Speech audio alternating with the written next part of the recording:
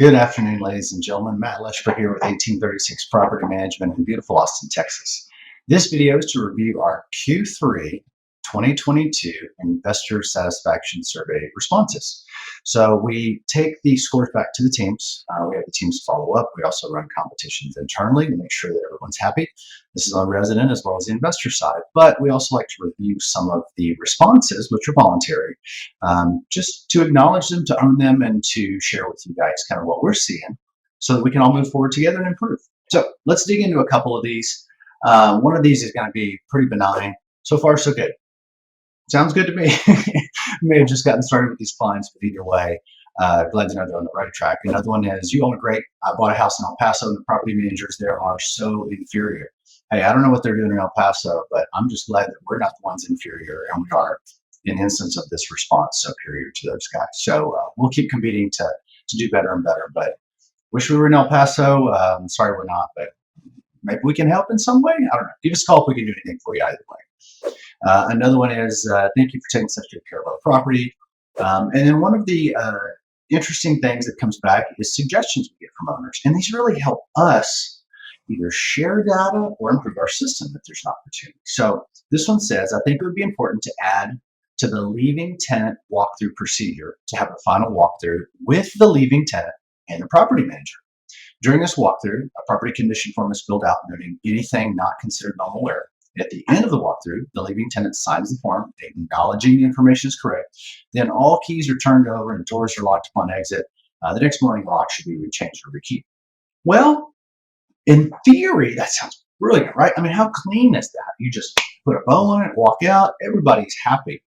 In truth, what we found is not only is scheduling this next to impossible, but what you end up setting up is an argument.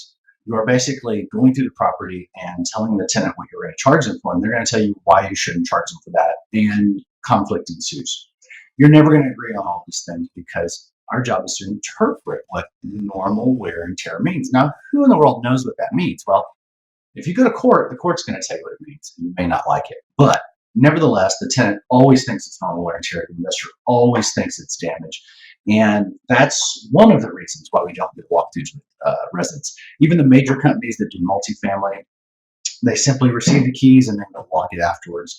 There's no way to schedule this. There's no way to block out time. There's no way to drive there and miss appointments and I'm late.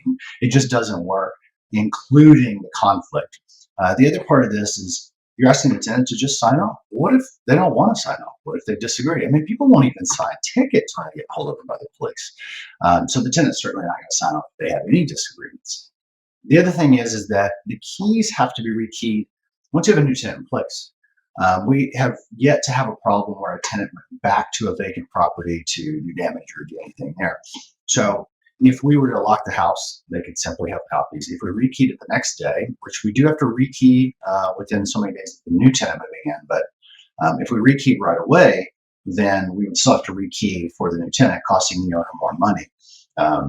If we expose that key during showings and have it to vendors, that's what we're referring to. So it sounds great in a perfect world, but what we found that this isn't the best scenario, and it's not kind of the best practice by the industry, and especially during COVID, no one was getting together. And now everybody kind of operates independently. So as long as we document it with videos and photos and all that good stuff, it usually works out pretty good.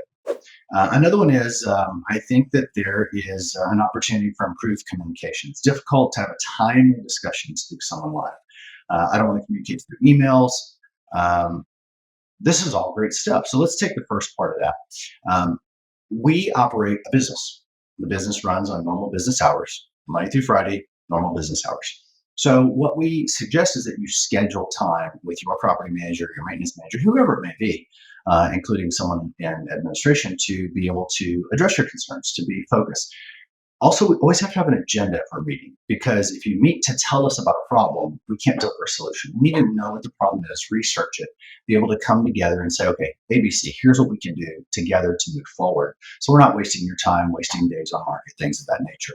But we always are available, especially by video chat, phone as well. So you don't have to do email, but we do have to schedule times because that's how businesses are run, right? We schedule appointments, but we're available to do that, whether it's a 5-minute block or a 50-minute block. We'll take care of whatever we need for you. That's your job. The other section of this was The client was disappointed their property wasn't listed prior to the house being vacant. This is something that has transitioned over time. Most property managers in, I'll say, Central Texas, including San Antonio, all that, never list a property while it's occupied. The reason is the tenant may not move out. This happened a lot during COVID. Vendors may not be available. Labor may not be available, or supplies. Then you're showing a property with someone that's occupying it. It stinks. They're moving out. The other thing is that when renters go to look for a property, residents, they're not marrying the property, they're just dating. So they may see only 1, 2, 3, 4 properties. They make a decision, they apply, and they're gone.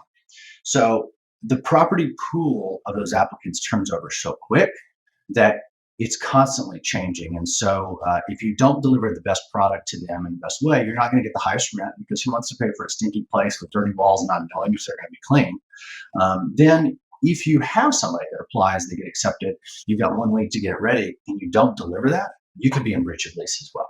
So the best practice has been for years now across Texas to simply make the property properly ready. You get the highest rent, you rent faster if it's properly made ready, and you rent to better tenants who are basically selecting, hey, there's 6 available units, which is the best for my family because I have integrity, I have a good credit score, I want the best for my family. If yours is in that condition, you got it. So the real focus here is not on, can we get it on early when it's stinky and then there's problems and there's conflict because there's a dog, and that's kind of the old way of doing things. The new way is do it right.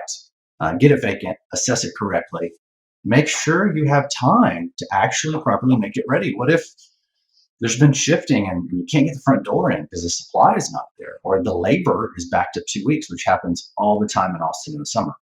Once you get it made ready, you're on the market and at least in a matter of days if the price is right. If you ask too much, well, we can't sell a Ford Pinto from the 70s for $1 million. It's not going to happen. So we've got to make sure we're at that market rent. If you do those right, you'll have no problem getting a tenant. Next comment is Dolores is awesome to work with. We have 2 properties we like to bring other also under Dolores. We'll say that's another, and maybe just a typo, but Dolores is great. She's working insurance, and we're so happy to have them. Keep doing a great job. I'm very happy. These are just some of the comments we're getting. So we'll let you go there. I won't drag this out any longer, but I'm glad we at least got to share some things with you as investors so that you could know what goes on the inside and better connect with your property manager, whether it's at 1836 or somewhere else, and have better results for your property. Thanks for your time.